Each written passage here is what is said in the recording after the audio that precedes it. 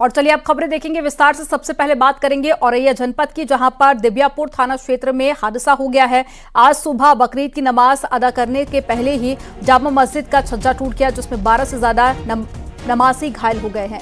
Police ने सभी घायलों को सामुदायिक स्वास्थ्य केंद्र में भर्ती कराया है। जामा मस्जिद पर नमाज अदा करने के लिए पहले कुछ नमाजी लड़के छज्जे पर चढ़ गए थे और छज्जा कमजोर था, जिसके चलते वो नीचे गिर गए। हालांकि इस घटना में किसी भी नमाजी की कोई गंभीर चोटें नहीं आने की जानकारी मिली। तस्वीरें आपको दिखा रहे हैं, ये 2 तस्वीरें हैं हादसे के दौरान की तस्वीरें आपके सामने। और छज्जा कमजोर था और बड़ी संख्या में लोग जब वहां पर पहुंचे तो ऐसे में छज्जा टूटकर नीचे गिर गया। हालांकि जो जानकारी मिली है उसके अनुसार किसी को भी गंभीर चोटें नहीं आई हैं। आज सुबह दिव्यापुर थाना अंतर्गत जामा मस्जिद के गेट पर नमाज शुरू होने से पूर्व कुछ लोग चढ़ गए थे। मस्जिद का छज्जा जीर्ण शीर्ण था, इसमें टूट जाने की वजह से लगभग 1 दर्जन लोग घायल हो गए, जिसे दिव्यापुर पुलिस तत्काल इलाज के लिए CSC दिव्यापुर लाई, जहां उन्हें प्राथमिक उपचार कर दिया गया है। तो तस्वीरें आपको दिखा रहे थे, साथ ही पुलिस कर्मियों की तरफ से जो जानकारी दी गई वो भी आपने सुना और साथ ही जांच भी की जा रही है। लेकिन जो शुरुआती जांच है उसमें यही निकलकर सामने आया कि छज्जा काफी कमजोर था, काफी पुराना था, क्षतिग्रस्त भी था, जिसके चलते जब कुछ युवक वहां पर पहुंचे तो यह हादसा हो गया। ज्यादा जानकारी के साथ में अमित गंजू जुड़ गए हैं। अमित, बताइए क्या और जानकारी मिल पाई है? ये पूरा मामला दिव्यापुर का है, जहां नमाज के दौरान, क्योंकि आज बकरीद की नमाज थी, कुछ युवा उस मस्जिद की दाहिनी छत पर जहां वजू कर रहे थे उस तरफ गए और लौटे। अचानक वो छज्जा धधकाया और एक एक करके सब लोग नीचे गिर गए। गनीमत ये रही कि उस छज्जे के नीचे कोई नमाज अदा नहीं कर रहा था और ये 22 से 24 लोग ऐसे हैं जिनको चोटें आई हैं, लेकिन 12 वो हैं जिन्हें घुटने, गर्दन और सर में चोटें आई हैं, जिन्हें नजदीक के अस्पताल में आनंद फानन में पहुंचाया गया। पुलिस और प्रशासनिक अधिकारी CHC पहुंचे और वहां उनका उपचार कराया गया।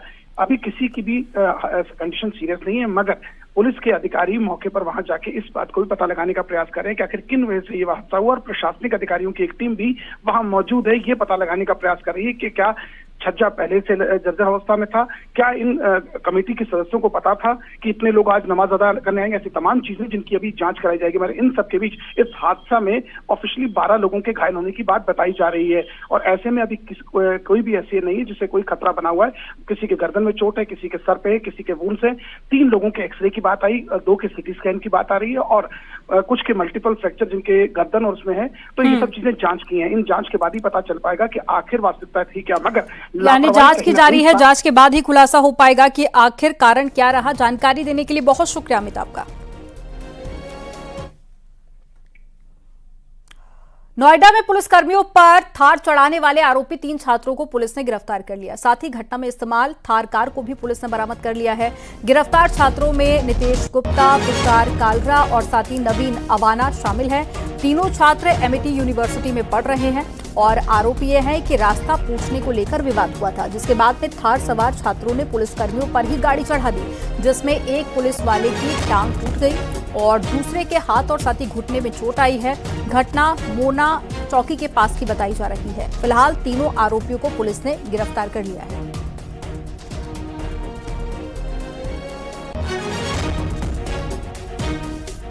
और ज्यादा जानकारी के साथ में हिमांशु शुक्ला जुड़ गए हैं। हिमांशु, बताइए क्या है ये पूरा मामला?